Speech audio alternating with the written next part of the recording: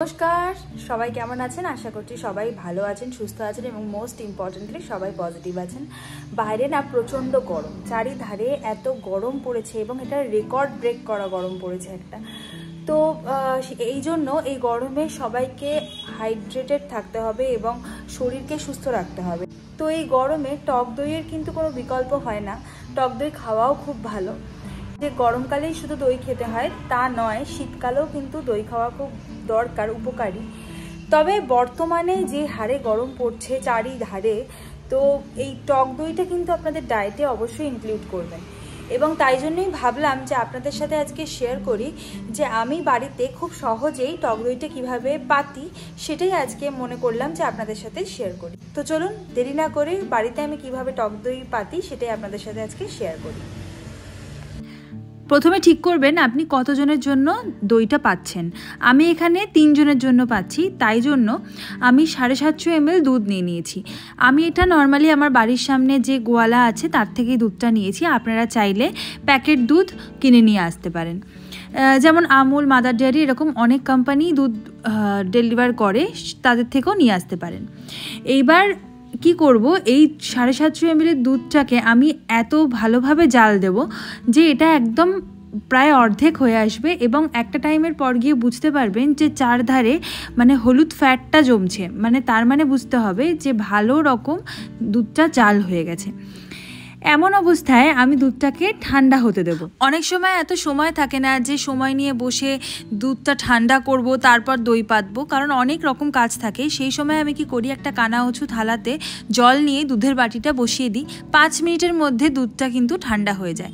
এমন অবস্থায় বুঝতে হবে যে আপনি যখন আঙুলটা দুধের মধ্যে দিয়ে প্রায় কিছু সেকেন্ড সহ্য করতে পারছেন, এমন গরম থাকতে থাকতেই কিন্তু দইটা বসাতে হবে।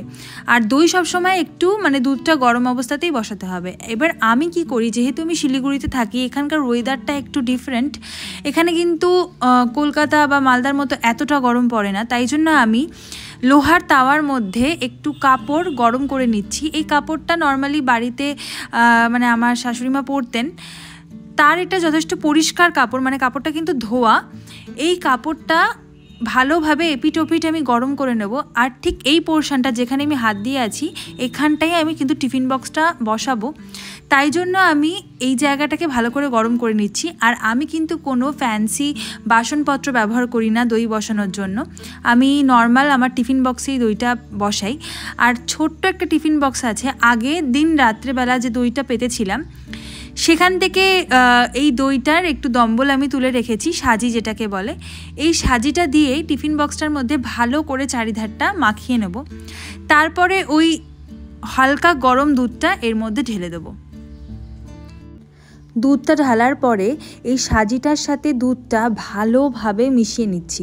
নাড়াচাড়া করে ভালোভাবে মিশিয়ে নিতে হবে জিনিসটা, নাহলে অনেক সময় দেখা যায় যে নিচে সাজিটা পড়ে থাকে আর উপরে দুধটা থাকে, না মিশলে দইটা বসতে চায় না। তাই ভালো করে নাড়াচাড়া করে দইটার সাথে সাজিটাকে মিশিয়ে নিচ্ছি। এখন আমি সবসময় রাতে দই বসাতে বেশি প্রেফার করি।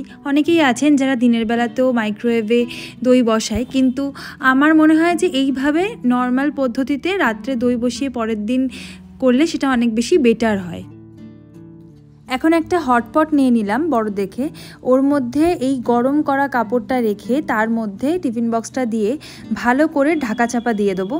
দিয়ে এই ক্যাসেরোলটা একটা অন্ধকার ঘরে, মানে যেখানে মিনিমাম মানে আলো এসে পৌঁছবে না, এরকম একটা ঘরে, যেরকম আমাদের পিছনের ঘরটা অন্ধকার থাকে, ওইখানে গিয়ে আমি এইটা রেখে দেবো।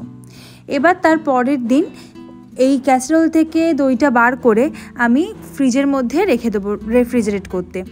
এরপরে যখন খাবো তার ঠিক 20-25 মিনিট আগে দইটা বার করে আমি রেখে দিয়েছিলাম। এটা তার পরের দিনের অবস্থা, মানে ফ্রিজ থেকে বার করার পরে এটা ঠিক এরকম একটা পজিশন এসছে।